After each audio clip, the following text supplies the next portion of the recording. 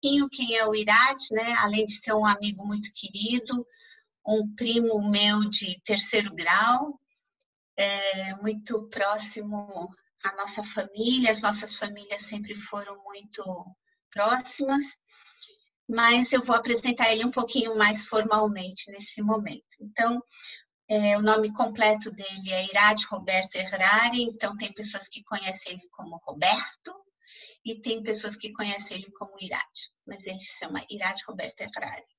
Ele tem 63 anos, é mestre em Engenharia Eletrônica pela PUC do Rio de Janeiro e bacharel em Administração de Empresas pela PUC do Rio de Janeiro também. Atua no campo do compliance, construindo planos de ação em diferentes organizações da iniciativa privada para que a ética e os valores humanos permeiem o cotidiano destas instituições.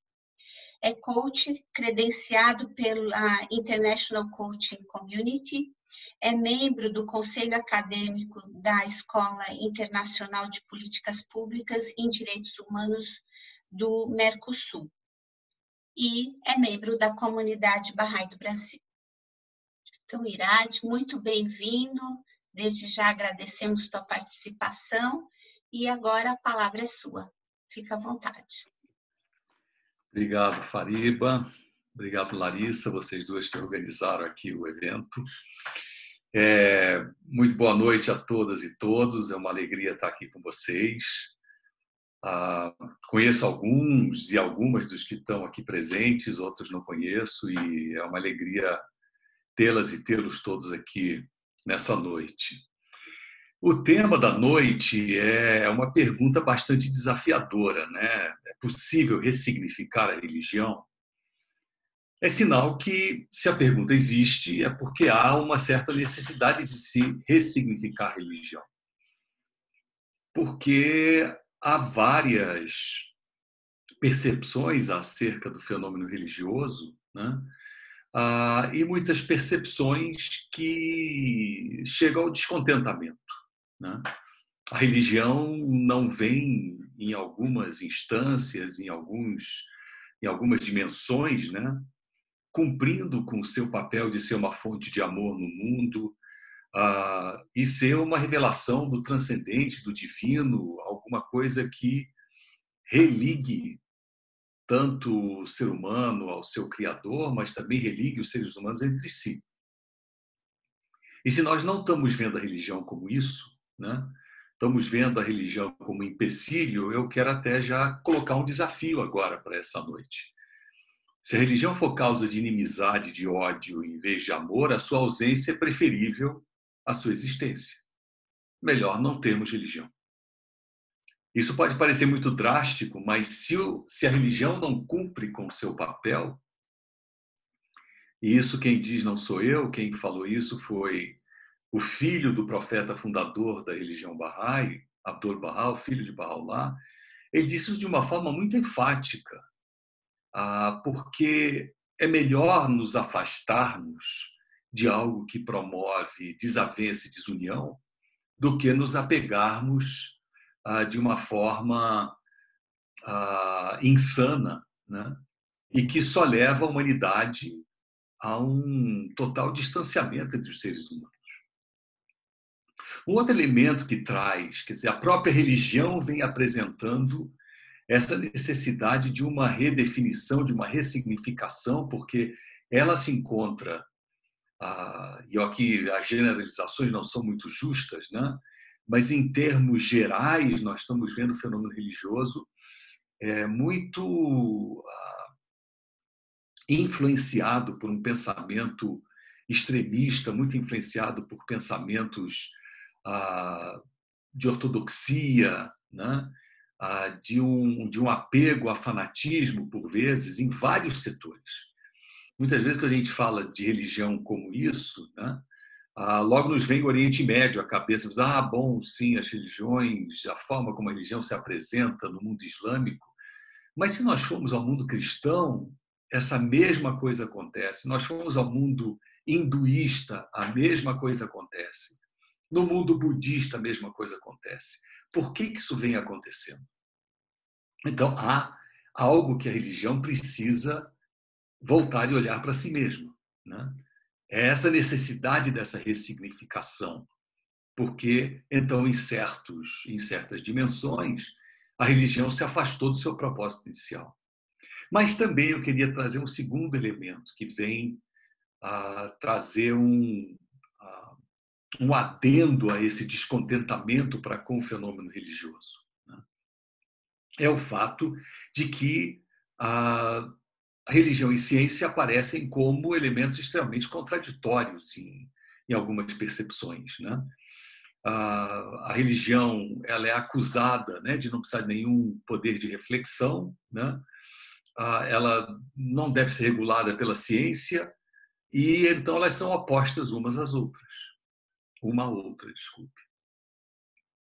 Então nós temos dois movimentos em curso. Um da própria religião perdendo, por vezes, o seu rumo e o seu sentido, né? Mas, de outro lado, uma certa tendência da dimensão material da vida se sobrepor à dimensão espiritual e dizer, olha, essa dimensão ela é perfeitamente dispensável. E aí nós vemos um movimento que aparece em que as pessoas desgostosas da religião, ou não querendo se identificar com o fenômeno religioso, acabam buscando o eufemismo. Eu não tenho religião, mas eu sou uma pessoa espiritual. O que parece, de certa forma, uma afirmativa que merece ser explorada, né? O que significa eu ser uma pessoa espiritual, mas eu não tenho religião? E o que significa, portanto, essa espiritualidade? Como é que ela se conecta com o divino? Não, eu tenho o meu caminho de encontrar o divino. Então, é necessário que nós possamos ver esse movimento todo, né, que aparece no mundo e que nos levou a esse questionamento. Então, talvez a proposta dessa noite de se ressignificar a religião nos ajude a entendermos por que estamos nos distanciando dela, né? E por que por vezes a acusamos, a religião, de ser promotora de dissensão e de desentendimento, e corretamente a acusamos nesse sentido, né? Mas porque ao mesmo tempo nos afastamos dela e ainda assim queremos nos ver como pessoas espirituais. Aí então existe algo a ser interessantemente explorado, né? Então, para que se possa ressignificar a religião e nós possamos trazer a religião mais uma vez para próximo da espiritualidade, por mais paradoxal que pareça essa minha afirmativa, né? E nós possamos fazer da religião um instrumento da nossa espiritualidade e não apenas a religião como um conjunto de dogmas, de rituais e de proibições que nos levam a, por vezes, pensarmos, bom, mas se isso é religião, não é o que eu estou buscando, não é o que eu quero, né?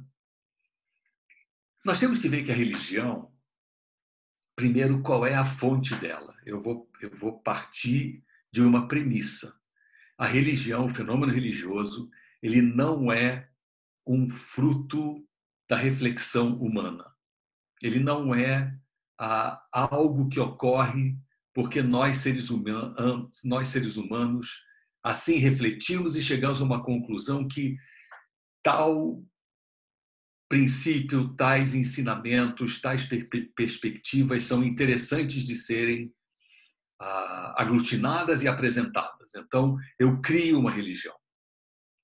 Eu quero afirmar que o fenômeno religioso tem a sua origem, o seu nascedouro, nas mais profundas dimensões da transcendência, nas mais profundas dimensões da espiritualidade, das mais profundas dimensões do intangível.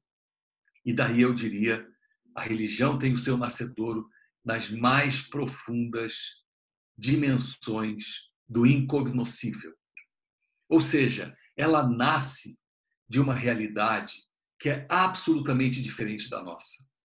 Porém, ela tem um contato, ela tem uma interação, ela tem uma interseção que se faz presente, então, no mundo humano. quem foram os fundadores, os iniciadores dos movimentos religiosos que nos trouxeram a ideia de que aqui se inicia alguma coisa. Na história que nós temos registrada, nós conhecemos Abraão, Moisés, Jesus, Cristo, Buda, Zoroastro, profeta Muhammad, Baha'u'lláh, para mencionar apenas alguns daqueles que se encontram registrados historicamente. Nós temos religiões que iniciaram também nessa mais profunda dimensão do incognoscível para povos que não tiveram o registro histórico desse nascedouro, desse momento. Então, as religiões de matriz africana, as religiões que nascem na cultura indígena das Américas, nos aborígenes da Australásia, enfim.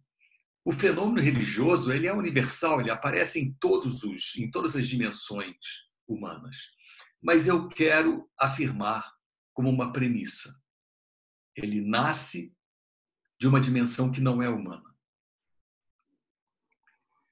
E somente pode ser esse nascedouro de uma dimensão que transcende a percepção humana, porque em todos os registros históricos nós temos desses nascedouros de fenômenos religiosos, eles começaram com um indivíduo. E esse é um indivíduo que se levanta e consegue atrair um pequeno grupo de pessoas que o seguem, que o admiram, que lhe devem lealdade, que se tornam os seus apóstolos, os seus divulgadores.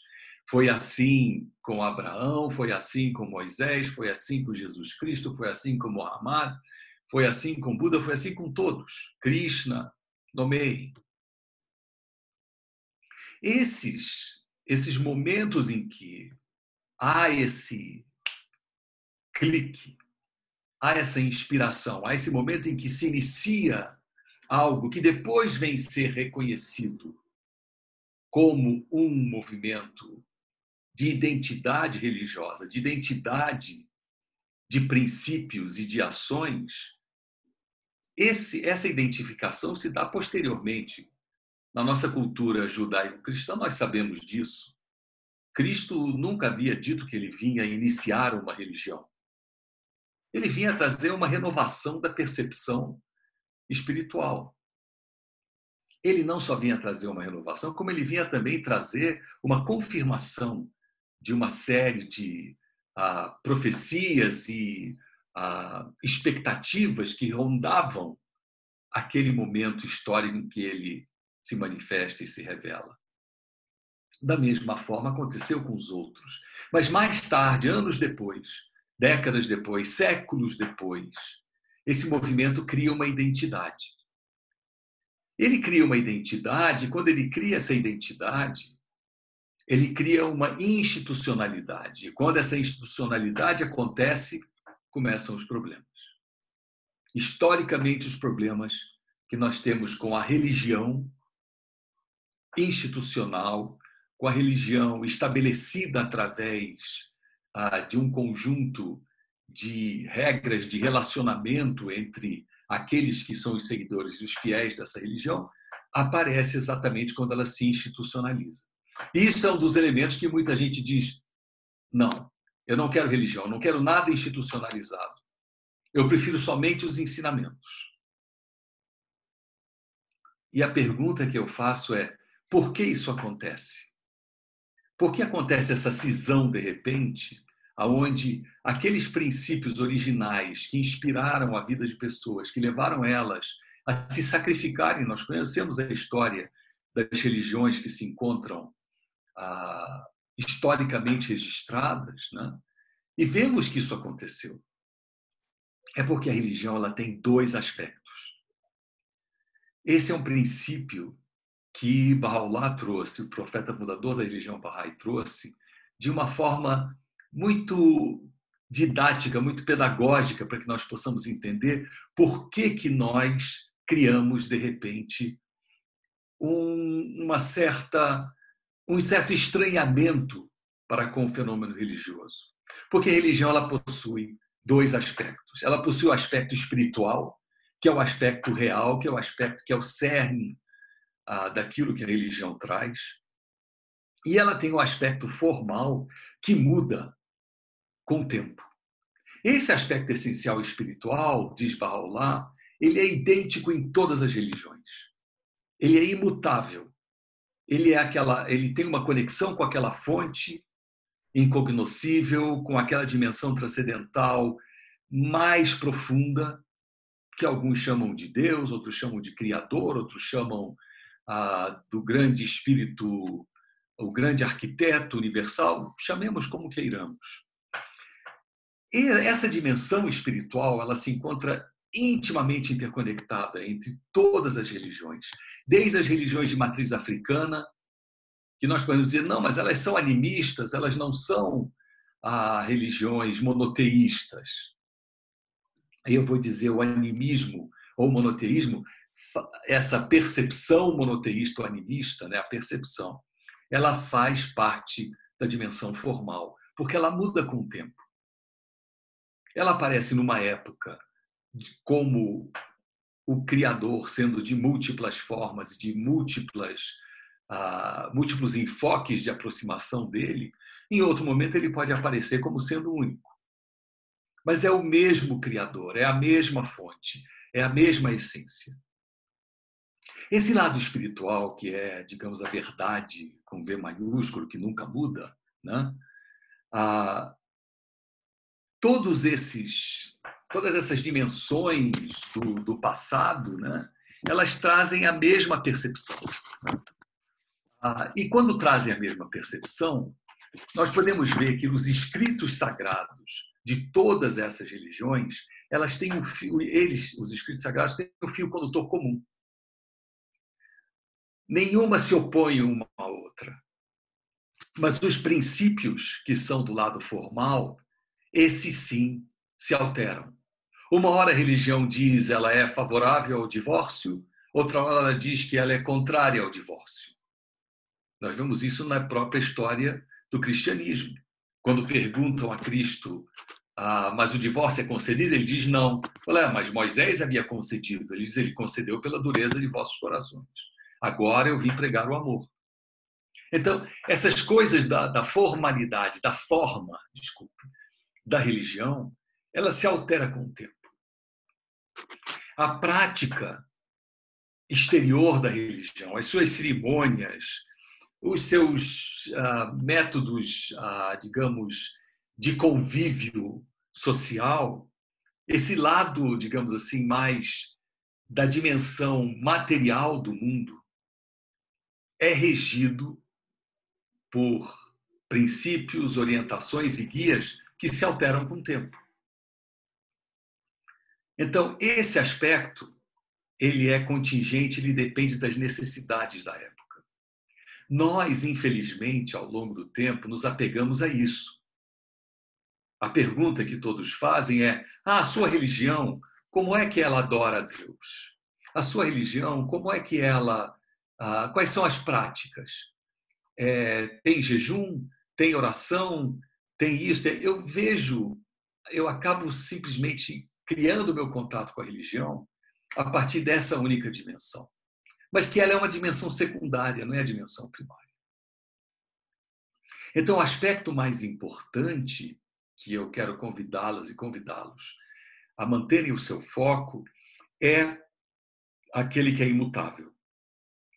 Se todas as religiões, portanto, têm o mesmo princípio fundante, se todas as religiões fazem parte de um único contínuo no tempo e no espaço, na sua essência, então eu consigo me pacificar com as diferentes formas que a religião apresenta e eu não preciso culpar a religião daquilo que nos afasta uns dos outros.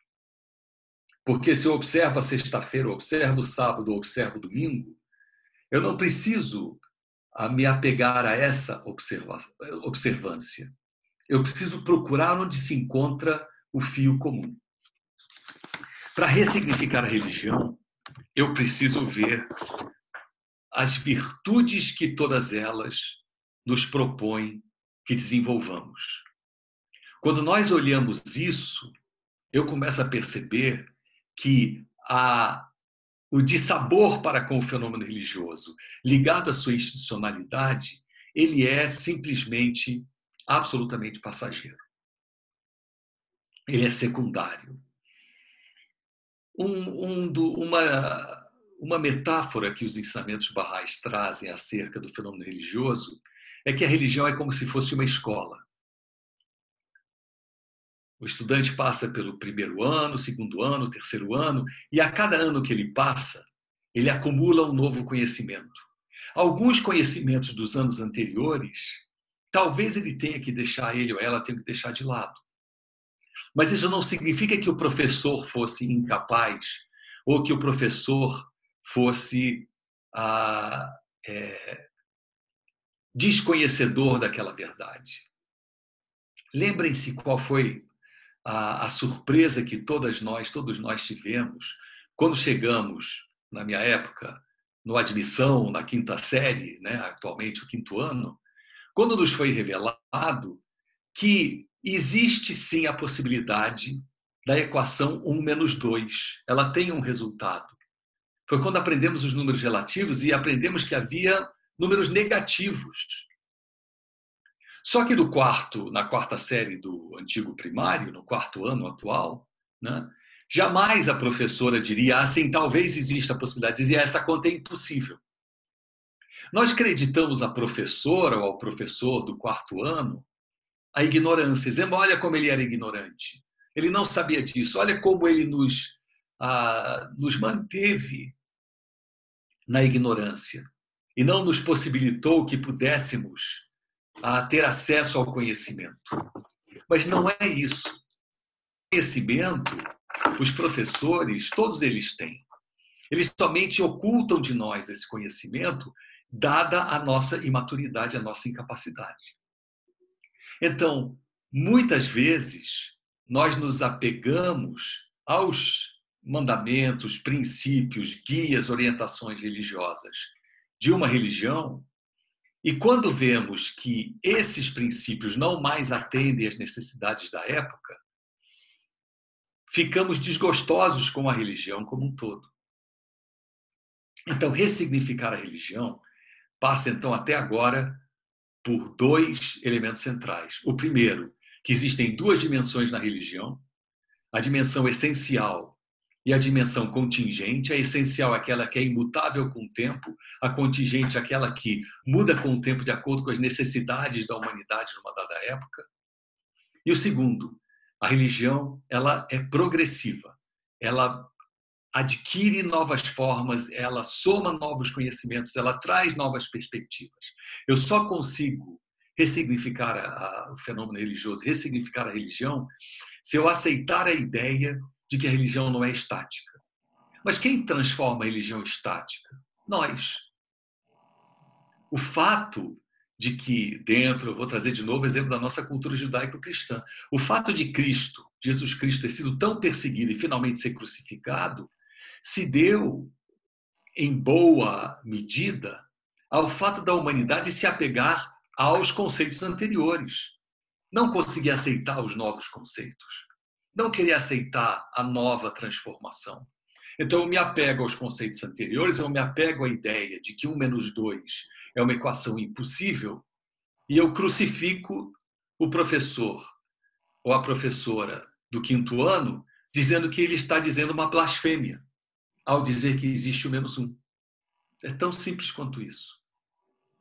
A blasfêmia religiosa, ela aparece quando você traz um princípio que atenta contra tudo aquilo que eu sempre acreditei. E ao me apegar à minha dimensão religiosa anterior, enquanto humanidade, né? Não estou falando de um indivíduo, falo da humanidade como um todo, quando eu me apego, então eu luto com unhas e dentes para manter aquela estrutura já caduca, já ultrapassada, que não mais atende às necessidades da época, e eu me apego 1 menos 2 é uma equação impossível. Não me abra a possibilidade de que 1 menos 2 é igual a menos 1. É isso que acontece na dimensão da história religiosa da humanidade. Quando nos apegamos, eu trago uma outra metáfora, é como se o corpo tivesse crescido, tem novas necessidades, e eu insisto em manter como agasalho uma camisa que me era apropriada quando eu tinha 10 anos de idade, agora eu já estou com 20. A camisa está toda rota, ela me aperta, ela não é capaz de me proteger contra o frio, mas eu insisto em mantê-la, porque ela é a minha camisa original. Então, abrirmos-nos à possibilidade de que a religião ela é dinâmica no tempo, ela é progressiva no tempo, ela faz com que nós percebamos que há dois fenômenos que acontecem então. Um, da reafirmação dos princípios essenciais, universais, que não tem princípio e não tem fim, sempre serão os mesmos, mas agora ganham uma nova dimensão de compreensão. E eu vou perceber que alguns princípios que regem a dinâmica da vida social, da vida em sociedade, eles se transformam. Então, comer ou não comer carne de porco, a se portar de uma maneira ou de outra, né? Ela toda tem uma dimensão que modifica-se com o tempo. Então, imaginem o que acontece, por exemplo, no Irã, quando nasce a religião Bahá'í, em meados do século XIX, quando se fala em igualdade de direitos e oportunidades entre homens e mulheres. Que a mulher não deveria ser simplesmente tida como objeto inanimado, porque questionava se a mulher tinha alma. Mesmo questionamento que nós, no mundo ocidental, e aqui no Brasil, colônia, fizemos de que se os negros indígenas tinham ou não tinham alma, e essa toda uma questão que era levantada pela Igreja Católica da época, pela ortodoxia religiosa da época, no Irã do século XIX, questionava-se se a mulher tinha alma. E qual era o papel dela na sociedade. Então, ao se modificar um princípio social, provoca-se a reação. Provoca-se o medo, o temor de que vai mudar tudo. E sim, muda tudo. Tudo se transforma.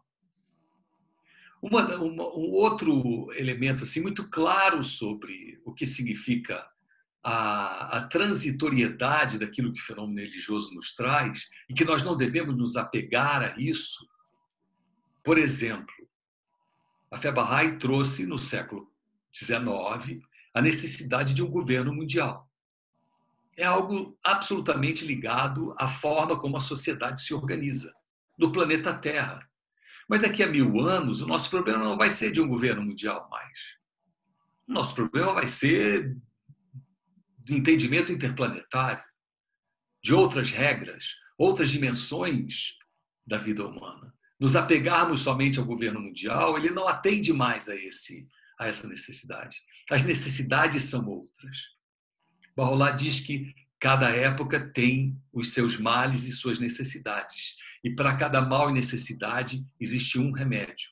Eu não posso aplicar o mesmo remédio a males atuais, um remédio que seja anterior.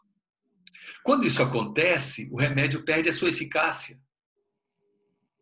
Remédio para um problema gastrointestinal não é o mesmo remédio para dor de cabeça. Então eu tenho que saber reconhecer que passou o tempo, que há a necessidade de uma nova dimensão religiosa e que então assim eu não preciso dissociar a religião da espiritualidade porque eu estou desgostoso daquilo que a religião me traz. Um conjunto de normas e regras que não mais atendem às minhas necessidades. Muito bem. Agora, peguemos o segundo elemento. Eu preciso ressignificar a religião na dimensão da relação dela com a ciência. Porque esse é um outro problema. O primeiro problema, eu acho que nós conseguimos tratá-lo de uma forma assim, bastante breve, mas baseado em 2 princípios, né, que eu já destaquei. Agora vamos à questão da dimensão da relação da ciência com a religião. Eu preciso ressignificar religião para que o diálogo entre ciência e religião seja possível. E eu preciso criar pontes entre religião e ciência para que a religião não seja taxada como algo irracional, como algo que, como eu havia dito no início, né, não necessita qualquer poder de reflexão. É simplesmente crença e fé. E eu quero convidá-las e convidá-los a perceberem a possibilidade de religião como um interlocutor de primeira mão com o fenômeno da ciência. Eu diria que há dois pilares de conhecimento na formação do processo civilizatório. Um pilar é a religião e outro pilar é a ciência. Pilares de conhecimento. Porque muito do que nós conhecemos veio a partir da religião. Esqueçamos agora, nós já resolvemos o conflito interno da religião, né? Dissemos que a religião tem dois aspectos essenciais, o transitório e o eterno. Dissemos que a religião ela é dinâmica no tempo, ela não estaciona, ela se transforma, ela busca atender à necessidade da época. Então, demos à religião um dinamismo. Agora, por que eu posso dizer que a religião é um pilar de conhecimento? Porque muito daquilo que nós conhecemos hoje como determinados princípios fundantes da sociedade nasceram com a religião. Como, por exemplo, a justiça. Ela nasce com a lei mosaica. É o primeiro contato que nós temos com elementos do que poderia ser um código de justiça dentro de uma sociedade em formação. Nós temos, por exemplo, o conhecimento de valores humanos que aparecem de uma forma muito coesa, como a abnegação, como o desprendimento, através do budismo. Conhecemos o que significa um elemento muito forte do amor através daquilo que Jesus Cristo trouxe. Esses elementos que formam os valores humanos, né? E que depois, então, estabelecem as bases daquilo que nós chamamos de direitos humanos hoje, baseados na justiça, foram tratados espirituais trazidos pelas religiões. Isso é inegável. Então, eu não posso dizer que um pilar de conhecimento nosso, eu negar esse pilar de conhecimento. Claro, a ciência traz um pilar de conhecimento complementar, né? Agora, são dois sistemas de conhecimento, né? E para que dois sistemas de conhecimento possam dialogar, nós precisamos entender a linguagem desses dois sistemas de conhecimento, né? A linguagem na qual a verdade religiosa se expressa, né? Ela busca ser clara e objetiva, porém, ela é croada por parábolas, histórias, imagens poéticas, advertências, exortações, mandamentos. Essa não é a linguagem da ciência. Ainda que eu possa ser claro e objetivo através de uma linguagem que seja poética. Eu possa dizer tudo com clareza e objetividade numa linguagem que seja baseada em parábolas. Mas a ciência tem a sua própria linguagem, né? A ciência tem a sua linguagem, que é a linguagem do método científico. Eu não posso querer aplicar a linguagem da ciência na linguagem religiosa, não funciona. Agora, eu posso obter da ciência certos entendimentos, como a racionalidade, a luz da razão, e ver que se na religião houver qualquer coisa que não se reconhece à luz da razão, então aquilo não é religião, é puro fanatismo. E vice-versa. A religião pode ofertar alguns insights, algumas percepções, à dimensão da ciência, não no seu método, mas na sua linguagem de valores humanos, e dizer tudo aquilo que a ciência faz, mas que não atenda aos valores humanos, ela prejudica a sociedade humana. Então, daí nós começamos a entender que pode haver uma interação entre esses dois pilares de conhecimento, né? Então, dizer que existe uma distinção de método entre ciência e religião, não significa eu dizer que não é possível o interrelacionamento entre os dois, né?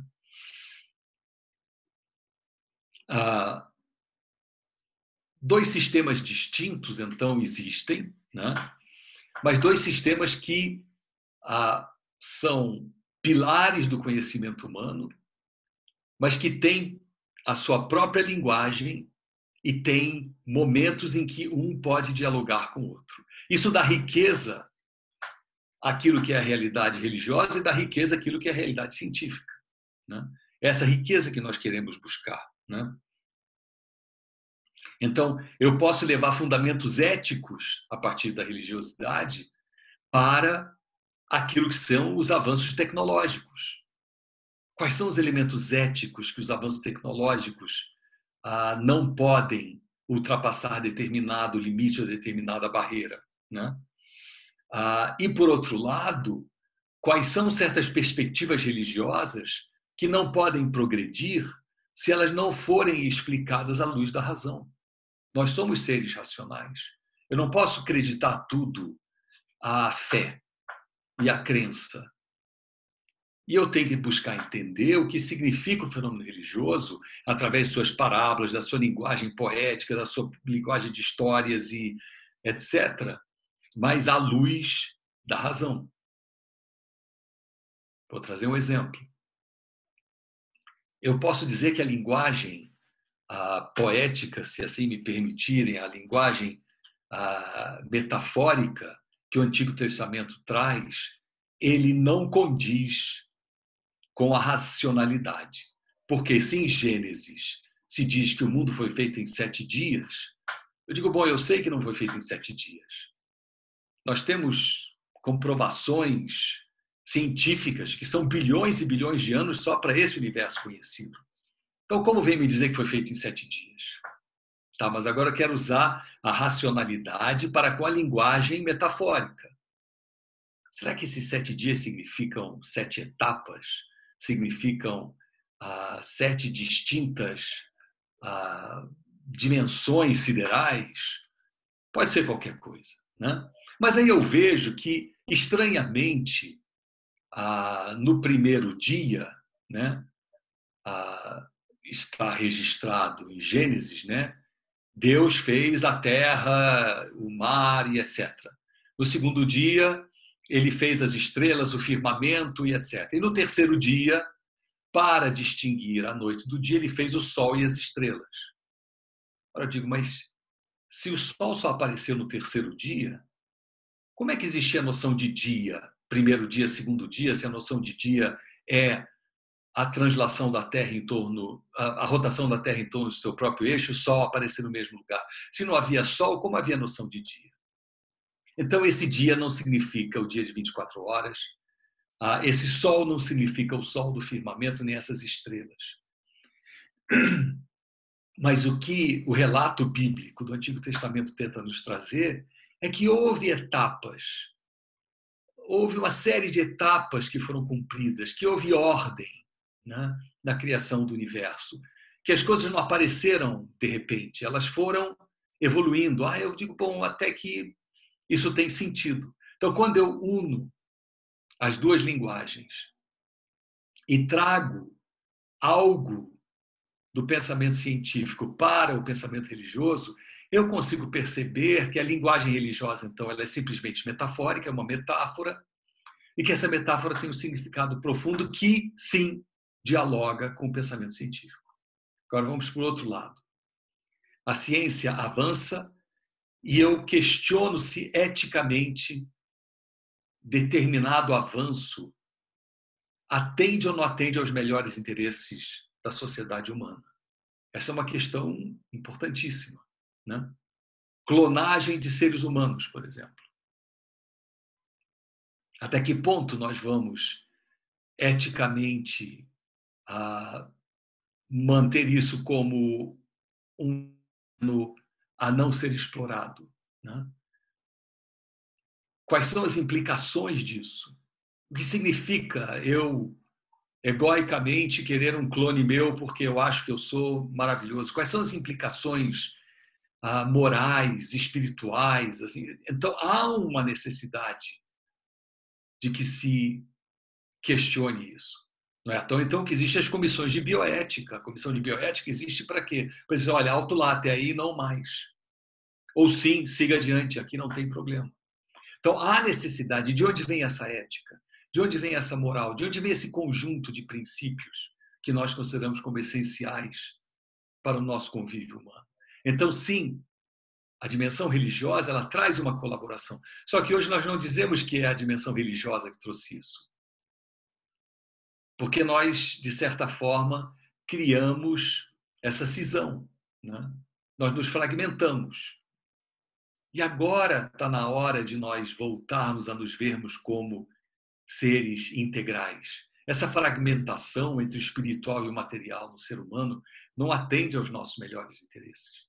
Não atende à nossa melhor saúde como um todo. A própria ciência médica diz isso já.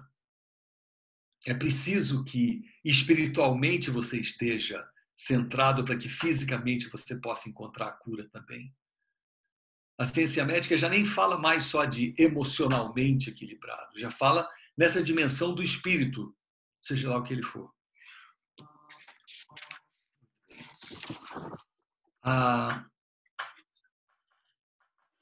Daí então nós voltamos àquela discussão inicial, né? Religião versus espiritualidade. Eu sou uma pessoa espiritual, mas eu não tenho religião. Se eu sou uma pessoa espiritual e não reconheço de onde vem a fonte da minha espiritualidade, eu estou perdendo a oportunidade de olhar no espelho do meu coração aquele Criador vivo.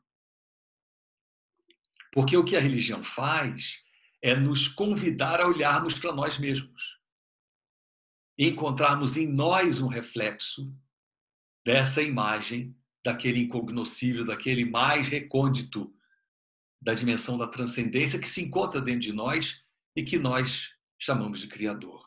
Né?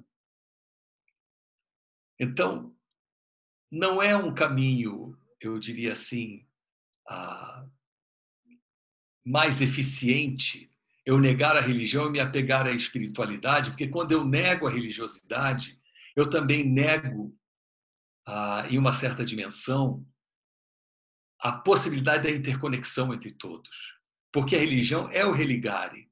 Ela vem para nos religar entre nós e o nosso Criador. Quando eu fico numa dimensão somente, eu sou uma pessoa espiritual, eu faço minhas orações, eu realizo coisas boas, eu acredito num ser superior, mas não esse Deus antropomórfico de barba e cetro na mão que manda raios e mata pessoas. Eu quero ter a minha própria prática. E eu me isolei. A beleza da religiosidade, a beleza da prática religiosa está exatamente na união entre as pessoas, na criação do sentido comunitário, na criação de um sentido social, na preocupação um com o outro.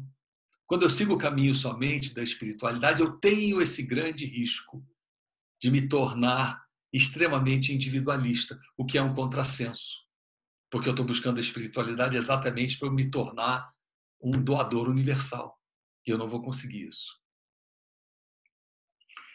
O que nós precisamos, então, combater para que a religião não caia em descrédito e ela não seja vista como elemento contrário a tudo aquilo que existe no mundo enquanto pensamento racional e científico também, e que levou ao descrédito da religião, é fugirmos da imitação.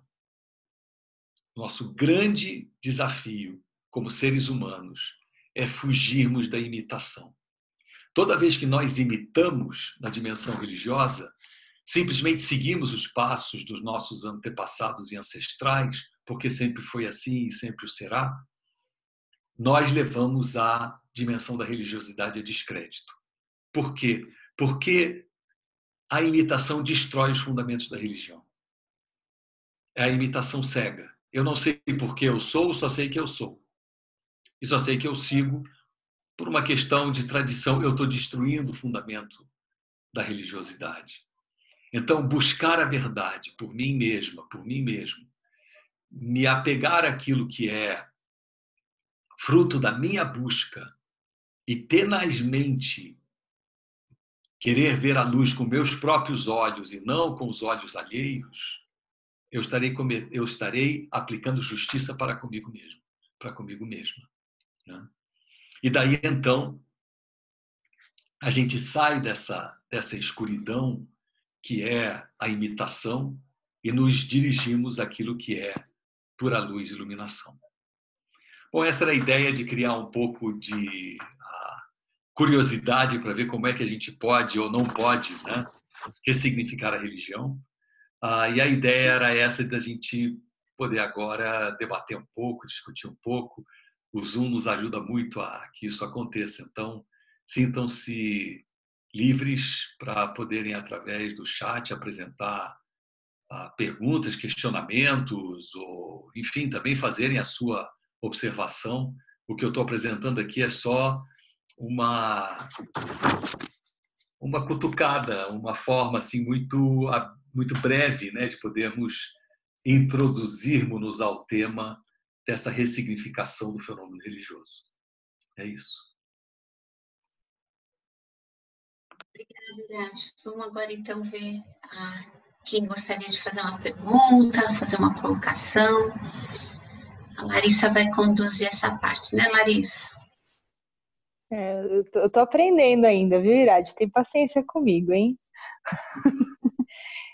Pessoal, eu tô aqui com o chat aberto, aí eu posso ir lendo as questões que forem aparecendo para o Irati. Fiquem à vontade para fazer as perguntas aqui.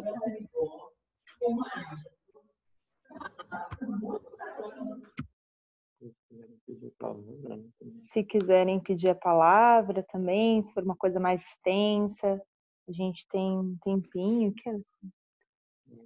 a gente ainda tem meia hora aí para a gente conversar. Se precisarem abrir o microfone.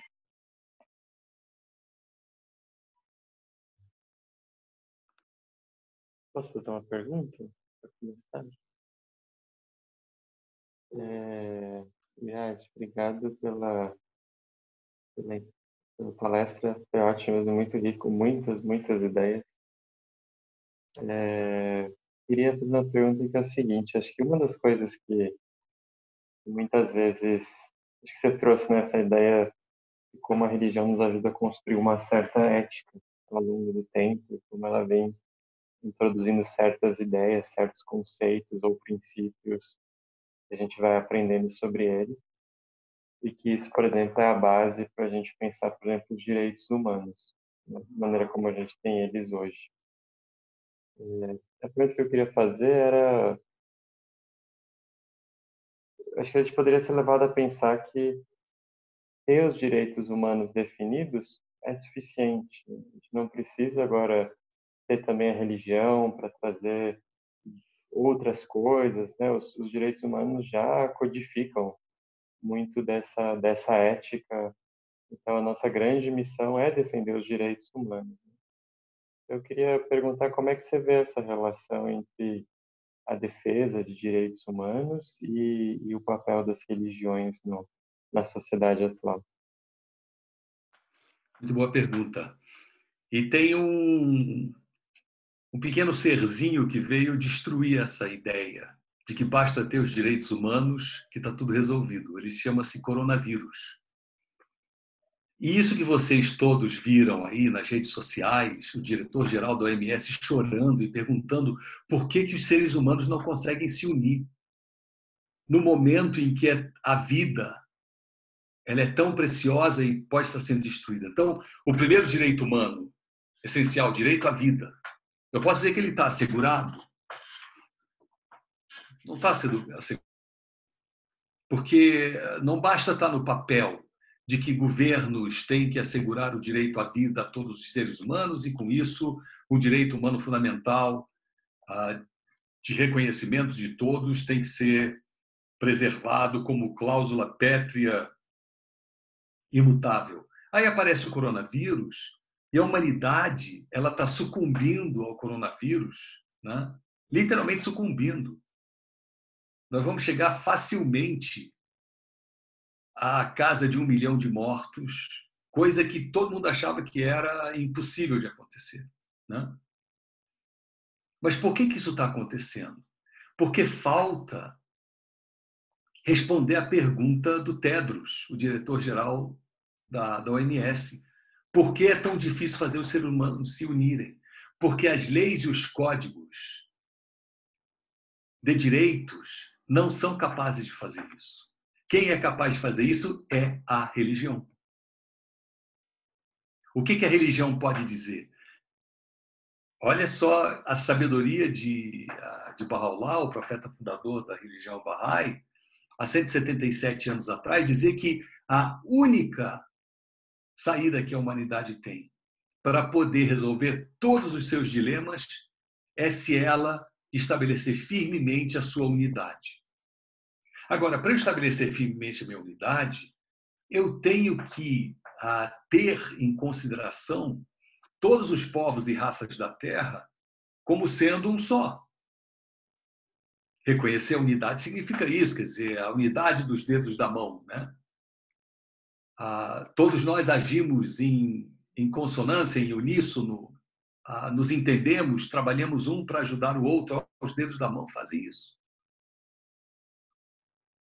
E além dessa unidade, dos diferentes trabalharem juntos, Baha'u'lláh ainda conclamou para a percepção da unicidade do gênero humano. Existe uma só raça humana, que agora a ciência, projeto Genoma e tal, vem nos confirmar. Mas isso tem que ser vivenciado no coração de todos nós. Enquanto nós nos vemos como oponentes inimigos, imagine você o que vai acontecer daqui a 6 meses, quando finalmente a tal vacina do coronavírus sair e não há capacidade instalada em nenhum país para produzir 7 bilhões de doses de vacina. Como é que vai ser isso? Se agora, saiu nos jornais ontem, né, que há países invadindo, hackeando os laboratórios de outros países, né, para roubar as fórmulas das vacinas, vai ser uma guerra. Isso é a verdadeira antítese do que o Tedros está implorando à humanidade para que ela faça. Então, eu não consigo, a partir de um código de direitos, fazer com que se estabeleça uma vida serena, pacífica, ordeira no planeta. Eu preciso atingir o coração dos seres humanos. Quem atinge coração é a religião. Essa religião ressignificada agora, não estamos mais falando daquela antiga, não, tá? Aquela antiga, há 45 minutos atrás, quando a gente começou a falar, essa põe de lado. Nós estamos falando de uma nova perspectiva e percepção da religião. Essa nova perspectiva e percepção é que é capaz de tocar o coração humano. Só a religião é capaz de fazer isso. Só ela é capaz de levar a uma motivação a cada ser humano de estar disposto a abrir mão de tudo que for necessário para ver o outro feliz. Isso só a religião faz. Os códigos não fazem. Daí, então, a gente vê, por exemplo, a ruína de todos os avanços que a humanidade observou da década de 40 do século passado até agora. Nós achávamos que finalmente a humanidade ia chegar a entender o que significa igualdade de direitos entre homens e mulheres, o fim do racismo, o fim do nacionalismo, o fim de tensões entre ricos e pobres. Em menos de 10 anos desse novo milênio, né? Tudo isso foi praticamente perdido. E foram os avanços dos direitos humanos. Por que foram perdidos? Porque perderam para o individualismo, para o egocentrismo, para a ganância pessoal. Que aí o que aconteceu? Faltou aquele perfume da religiosidade, da espiritualidade, tocar o coração das pessoas. Então nós tínhamos conseguido fazer uma estrutura, um esqueleto perfeito, mas não tinha alma. E agora a gente está vendo isso ruir. Nós dizíamos, há 10 anos atrás, que nenhuma expressão socialmente responsável era capaz de defender o racismo. Hoje, líderes da humanidade defendem o racismo. Nós dizíamos há 10 anos atrás, quando vivíamos essa ideia de que estávamos conquistando, através dos direitos humanos, as grandes transformações da humanidade. Olha que eu não estou negando a importância dos direitos humanos. Imagina o caos que seria se a gente não tivesse o mínimo código de entendimento social, né? Mas nós dizíamos que nenhuma mente socialmente responsável poderia defender a ideia de que homens e mulheres não são iguais e que a mulher tem que ser subserviente ao homem. Vocês leram os jornais ontem, aqui no Brasil, voltando de novo isso, da subserviência da mulher ao homem. Então, o que está acontecendo? E são vozes socialmente responsáveis, defendendo posições inadmissíveis até 10 anos atrás. E agora tudo aparecendo. Então, nós precisamos realmente de colocar espírito dentro dessa estrutura. Direitos humanos, sim, porém com uma perspectiva do que significa a essência humana, a essência do ser humano.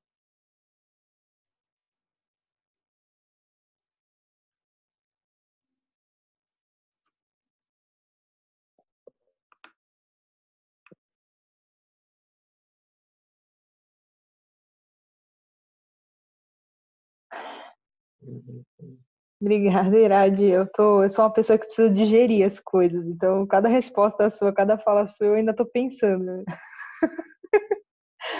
O Ricardo agradece muito a palestra, pela oportunidade também de ouvir.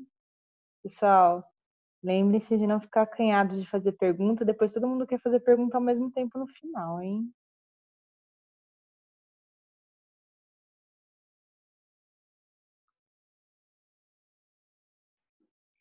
É esse silêncio de duas uma, ou é um elogio ao palestrante ou é uma alta crítica, né? Elogio porque diz, não, ele falou tudo, está ótimo, não tenho nada a perguntar, está tudo esclarecido. Ou uma crítica ferrenha, assim, meu Deus do céu, como esse cara teve coragem de dizer essas coisas, eu não tenho nem o que falar. Então a gente fica nos dois extremos. O silêncio ele é um perturbador por isso. Mas também ninguém, não sintam-se obrigadas ou obrigados a terem que expressar qualquer coisa. Eu só de ver a carinha de todo mundo, para mim, é muito legal. Ver tanta gente aqui junta e 25 pessoas. Vou passar a palavra aqui para o Ricardo, que levantou a mão. Tem alguém mais que abriu o Eduardo microfone? depois, acho que Eu vou passar a palavra para o Ricardo, que levantou a mão. Pode abrir o microfone, Ricardo, e depois o Eduardo está inscrito. Tá bem, Eduardo? Bom, pessoal, boa noite a todos. Irade, primeiro, muito obrigado aí por suas palavras, pela palestra. Eu também estou, assim, igual a Larissa comentou, bem reflexivo mesmo. Foi muito bom, fez a gente pensar bastante aí, né? A pergunta vai nessa linha, eu acredito até que parte dela você já respondeu nessa colocação, mas ainda me ficou, porque há necessidade de ressignificação religiosa e ficou muito clara na tua fala e que ela é inevitável e constante.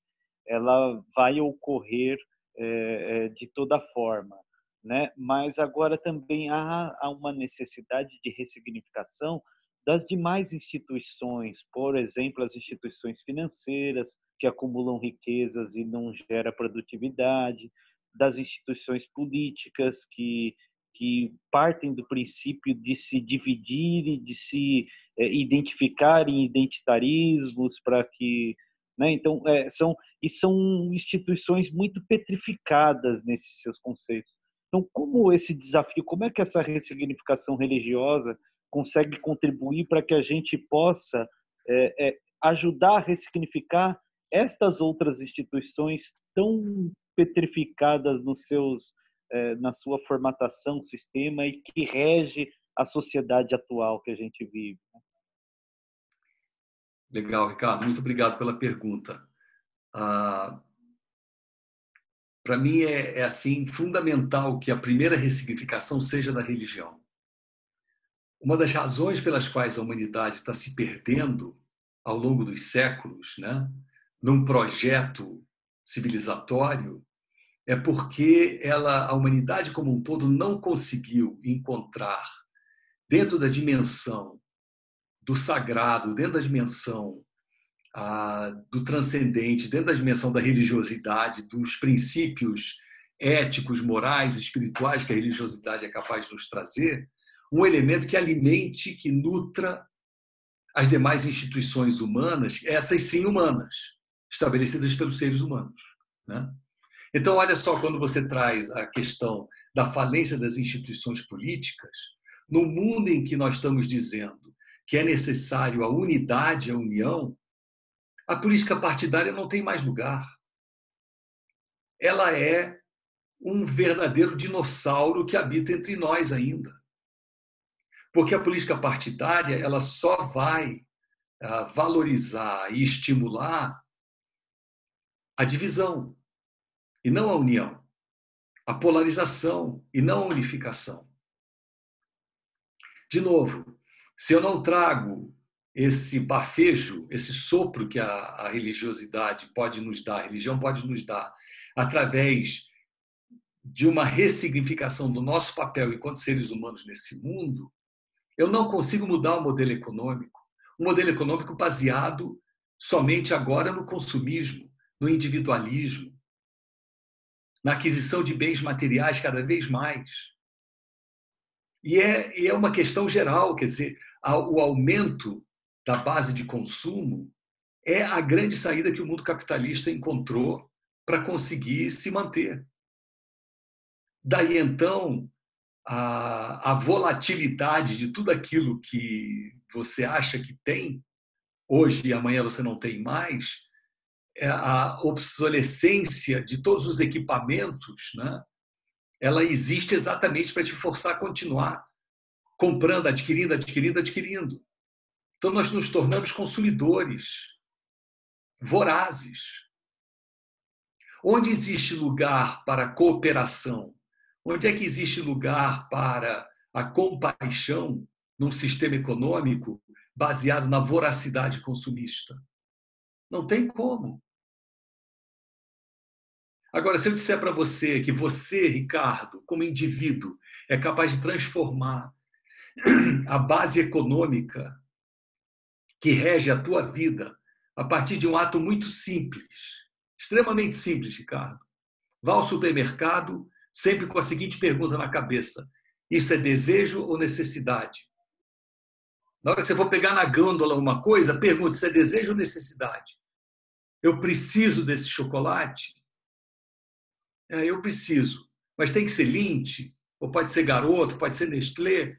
Pode ser Nestlé, não vai fazer muita diferença. Tudo bem, mas eu preciso de chocolate. Tá. Toda vez que você fizer a pergunta desejo ou necessidade, separe quanto você economizou. E pegue esse dinheiro e injete em sistemas econômicos cooperativos, de transformação das relações humanas.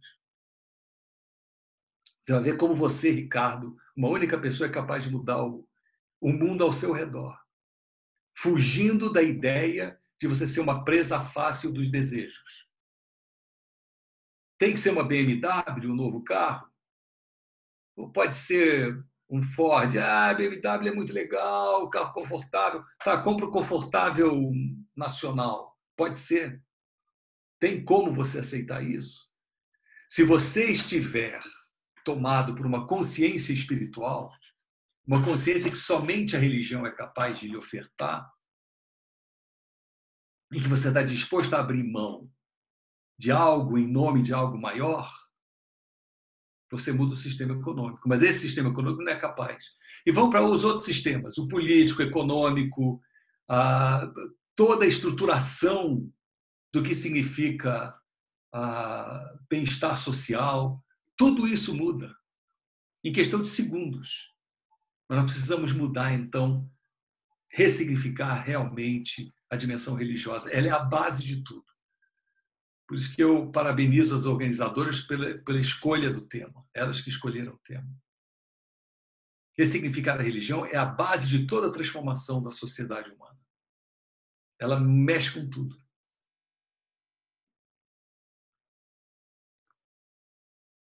Obrigada, Irade. Pode abrir o microfone, Eduardo, para você fazer sua pergunta, tá bem? Depois do Eduardo, o Uramin está escrito. É o Eduardo Couto? Sim, querido, você mesmo.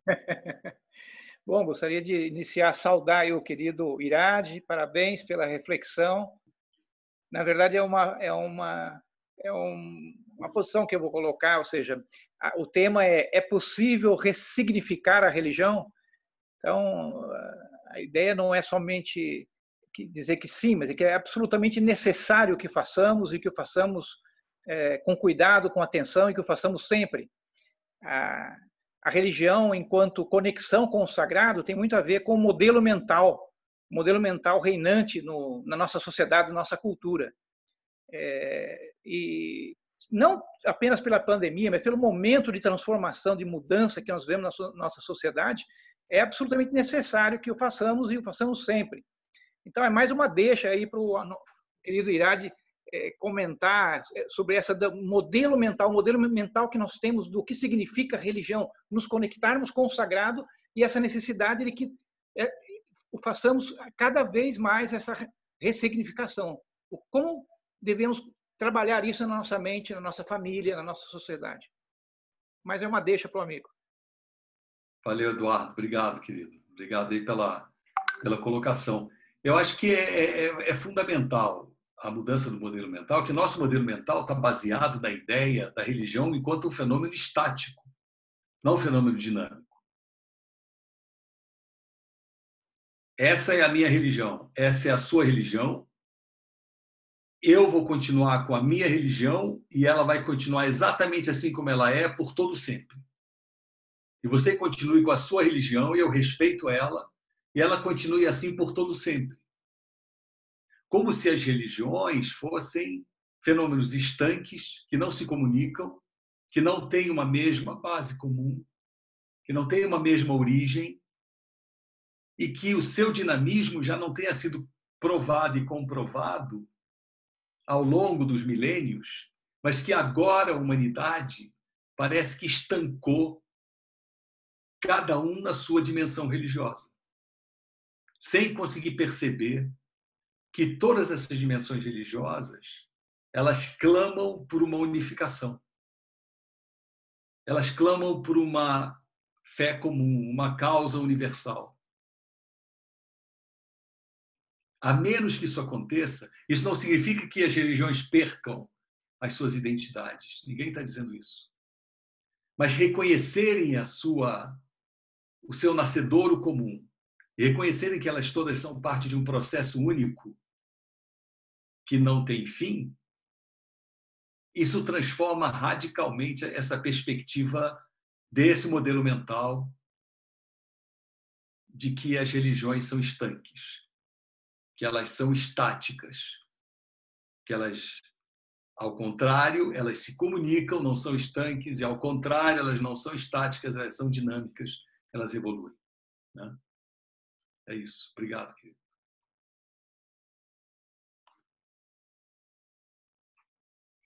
Para mim, pode ficar à vontade para abrir seu microfone e fazer sua pergunta.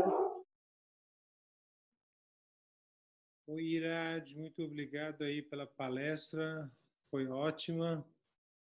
Eu, na verdade, queria fazer uma pergunta, mas você acabou respondendo, que era exatamente sobre capitalismo, que você falou que a base é consumo, né? Que isso não seria o melhor modelo. Eu sempre tive essa pergunta, se a base de capitalismo que está em cima de dois pilares, que é mercado livre mais consumismo, se isso não for, qual será o modelo? Então, na sua fala, na segunda parte, você explicou, mas se você achar que dá para explicar um pouco mais, gostaria de ouvir. Legal, Ami. Obrigado pela colocação.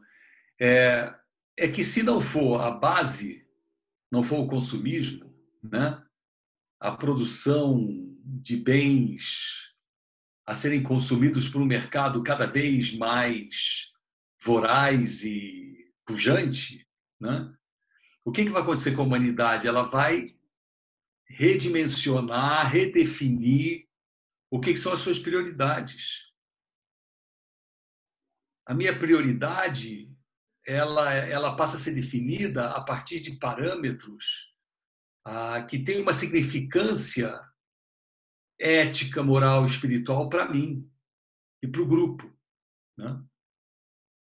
Então, o que é, na verdade, mais prioritário para uma população rural? Carro na porta da garagem, micro-ondas, enfim, toda essa parafernália que tem a casa, ou eu poder melhorar a minha produção e ter sementes que não sejam atacadas por pragas e eu poder melhorar a alimentação da minha família. Entende? Quer dizer, tem uma inversão de prioridades. Qual é a maior prioridade hoje no mundo capitalista? É a competição. Quem não se mantém firme no mercado, graças a isso que você falou, a primeira lei do capitalismo, que é a livre competição, né? A liberdade de agir no mercado, o mercado livre, a competição se tornou o elemento mais, digamos, venerado no mundo, e onde a cooperação não tem mais lugar. Por que o sistema da agricultura de um país tem que ser competitivo e não pode ser cooperativo? Se eu mudar isso, muda a base da agricultura. Acaba a fome. Então, veja como tudo muda se você muda o paradigma, a forma de se ver a realidade, né? A janela pela qual eu vejo o mundo. Se eu vejo por uma janela distorcida pelo consumismo, pela competição, e passo a ver por uma janela não distorcida, que é da definição daquilo que traga mais felicidade a todos, e onde a colaboração e a cooperação sejam valorizados, o mundo muda. A economia vai mudar. Agora, isso parece um sonho da forma como eu estou dizendo aqui agora. Mas isso pode ser testado em pequenos núcleos. Nada impede que pequenos núcleos façam isso. Mas é que hoje a força da comunicação é tão grande e está todo mundo tomado por isso. Absolutamente tomado, né? Então, mesmo uma cidade de 25 mil habitantes onde eu moro, né, que poderia mudar em um piscar de olhos todo o seu modelo produtivo econômico e que agora, com a pandemia, se torna cada vez mais importante a colaboração e a cooperação, não consegue lograr êxito porque está preso ao modelo competitivo anterior ainda. Quanto a humanidade vai ter que sofrer para entender que ela tem que abandonar esse modelo? Se não vai por bem, vai por mal. Infelizmente, essa é a grande verdade histórica que nos acompanha enquanto humanidade e processo civilizatório, né?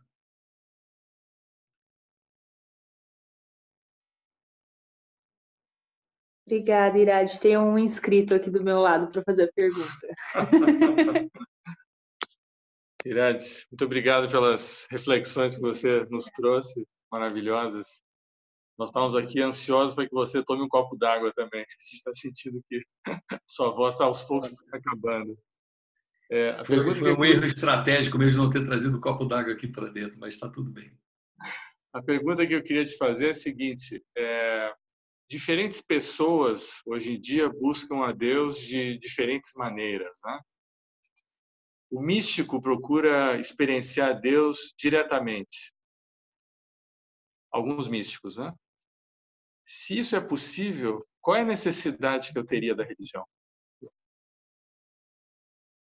A necessidade aparece exatamente na dimensão de congregar as pessoas. Porque se cada um for buscar a Deus, a sua forma e o seu método, eu não preciso dos outros, nós vamos ter 6 bilhões de pessoas que não conversam entre si. E esse não é o propósito divino. O propósito divino é que 6 bilhões de pessoas conversem entre si, 6 indo para 7. Então, quando eu não tenho a dimensão religiosa, eu não tenho a dimensão comunitária, eu não tenho a vida em sociedade. Eu tenho a busca individual. Essa foi a minha crítica a esse eufemismo de eu não sigo religião, então que, na verdade, qual é a diferença entre ser religioso e ser espiritual? Eu sou espiritual, eu não preciso da religião, né? A espiritualidade me conecta também com o divino. Sim, a espiritualidade te conecta com o divino, mas te conecta somente no sentido você, Deus, e não você e os seus semelhantes. O projeto de humanidade é um projeto conjunto. Nós precisamos aprender a trabalharmos juntos, ajudarmos uns aos outros ao caminho de transformação. O caminho de transformação não se dá através da ação individual, isolada, ação, digamos, solitária. Essa é a palavra que eu estava buscando. Se eu tiver uma ação solitária, eu não estou cumprindo com aquilo que é o propósito do surgimento dos seres humanos nesse plano material. O propósito é que nós nos unamos. E nós somente conseguimos nos unir quando nós ajudamos uns aos outros a encontrarmos o divino. Quando nós encontramos o divino em coletividade, e veja que eu não estou falando em encontrarmos o divino em coletividade só na adoração coletiva. Estou falando na ação. A religião é a espiritualidade em ação. É a colocação desses princípios e preceitos numa ação conjunta coletiva. Por isso que a religiosidade ela prescinde do coletivo. A religiosidade prescinde do coletivo, ela necessita do coletivo para que ela tenha forma. Precisa da interação entre as pessoas. Senão, eu acho que se torna um projeto de humanidade solitário e triste, onde cada um busca o seu criador. Claro que existe a dimensão do meu diálogo, minha conversa com o meu criador todo dia, né? Eu não preciso estar numa igreja, numa sinagoga, numa mesquita para poder orar. Eu oro, comungo com Deus no meu quarto, na minha casa, na minha sala. Eu comungo com Deus ao longo do dia. Isso é uma parte da dimensão da nutrição espiritual. Mas a outra parte da nutrição espiritual que nós não podemos prescindir é exatamente a do trabalho coletivo.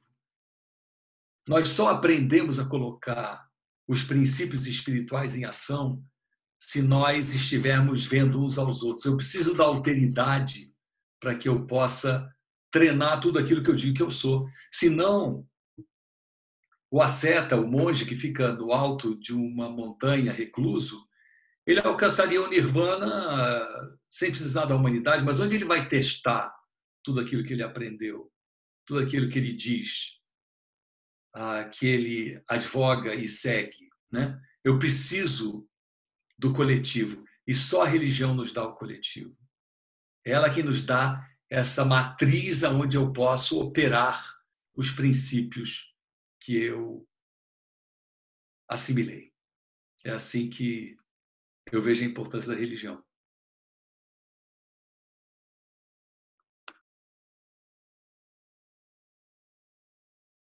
Obrigada, Irade. Aqui o Jefferson está elogiando sua capacidade de tornar objetivo um tema super subjetivo. Faço minhas as palavras dele também. Fiquei bem encantada com a sua fala. E se não tivermos mais nenhum inscrito, se ninguém mais quiser fazer perguntas, eu vou passar a palavra para o Henry aqui. Não, pessoal? Estava pedindo a palavra até agora. Eu passo, ele fala que não quer.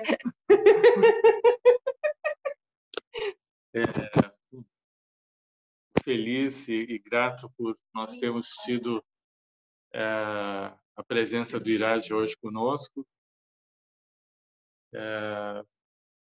Irad é um grande pensador, é uma pessoa muito profunda nas questões da religião, mas nas questões sociais também. Vocês devem ter percebido ao longo da nossa conversa. Eu acho que você trouxe uma clareza muito grande, Irad, para temas que nos angustiam e nos desafiam no dia a dia, né? Eu queria, em nome de todos, agradecer a sua participação aqui e esperar poder contar com você em outros encontros que nós vamos ter nessa roda de conversa. Obrigado, Henrique. Eu que agradeço o convite que vocês me fizeram, né? Através da Fariba, Larissa e, bom, você também como copartícipe anfitrião, né? Muito obrigado.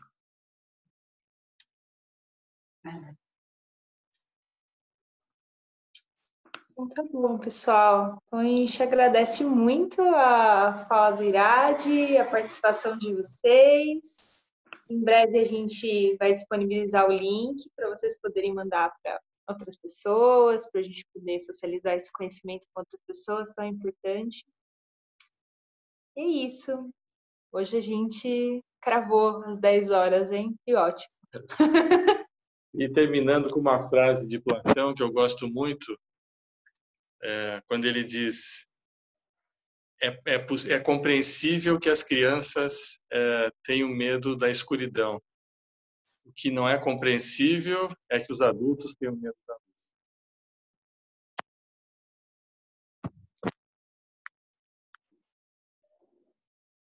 Muito bem, muito obrigado. Antes de dar o meu boa noite e desligar, agradecer a presença de todas e todos aqui, muitos amigos que eu conheço, mas eu queria fazer uma menção especial ao querido Devir, que está aqui presente. Já tempo que eu não lhe via, e Devir, lá de Céu Azul, interior do Paraná, oeste paranaense. Grande abraço, querido. Saudade de você. Tudo de bom. Igualmente. Um grande abraço. Obrigado, querido. Obrigado pela presença. Obrigado pela presença de todos e todas. Obrigado. Adorei a sua palestra, Irad. Obrigado, Devir. Abração. Então, obrigada, Irad. Boa noite a todos. Boa noite, obrigado. Boa tchau, noite, tchau. querido. Muito obrigada. Boa noite para todos. Boa noite, obrigado a todos. Obrigada, boa noite. noite. Obrigada. Boa noite. Boa noite. Boa noite, obrigada. Valeu, gente. Boa noite. Excelente. Boa noite. Boa noite. Boa noite. Obrigada. Obrigado, Maravilhoso. Muito bom. Maravilhoso. Muito obrigada.